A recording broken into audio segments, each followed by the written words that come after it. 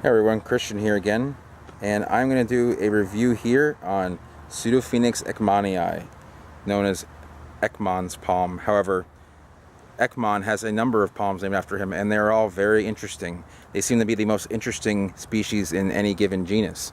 So, Pseudophoenix ekmanii is related to the native Florida Pseudophoenix sargentii, but it is native to Haiti.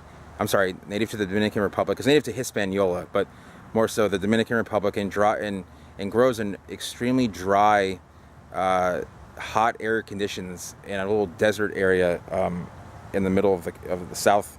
I believe it's the south end of the island. It might be the southeast end of the island. However, it is different than the other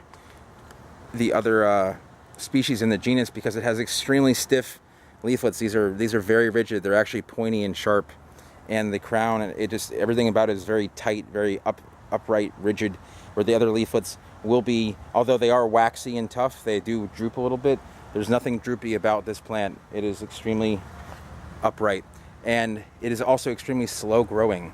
This plant is probably 15 years old, and it is so beautiful that it's very much worth growing. In order to get to this plant habitat, you actually have to take a helicopter out to see it. So it isn't the easiest plant to get to. It's not the growing conditions. You can't just walk there or drive there. So you kind of have to get there, by hiking quite a long distance, or probably the easy way is the helicopter there. So you don't see any trunking specimens yet in the U.S. or outside of habitat because they are so slow. Because the mature plants are 300 years old.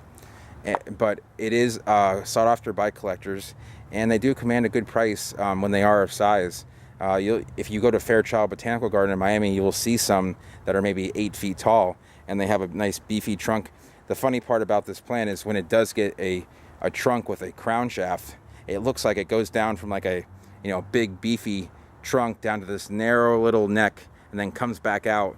And maybe I can find a picture of it on and add it to the video. But it's quite beautiful, and it also likes very well draining soil, full sun. Treat it like a cactus almost, or basically like a cactus. You can just plant it like that. It's still water. It still enjoys water regularly as long as the soil drains well. So this is some sandy clay, so it does kind of drain pretty well. So this is it is thriving here. This is a very nice specimen, or juvenile, I should say, growing here. So. It is also endangered in habitat, and it's always nice to be able to collect seed, grow it up, and in cultivation, have it. That happens to a lot of palms where it becomes endangered due to deforestation. And so the seed is collected, it's given to botanical gardens, hobbyists, collectors, nurserymen, and it ends up becoming quite prolific in cultivation. And it becomes a success story in a way, because then it ends up being preserved. So Pseudophoenix ekmanii is one of those stories. So anyways, I will leave it there. The seed. Well, I'll tell you about the seed. The seed is shaped just like all other Pseudophoenix seed. It's perfectly round with a tiny little nub on the end. This one is these seeds are a little bit smaller than the rest in the genus. They're probably the size of a green pea, and you'll want to put them in a rocky mix and just kind of let them germinate. And give them a deep pot.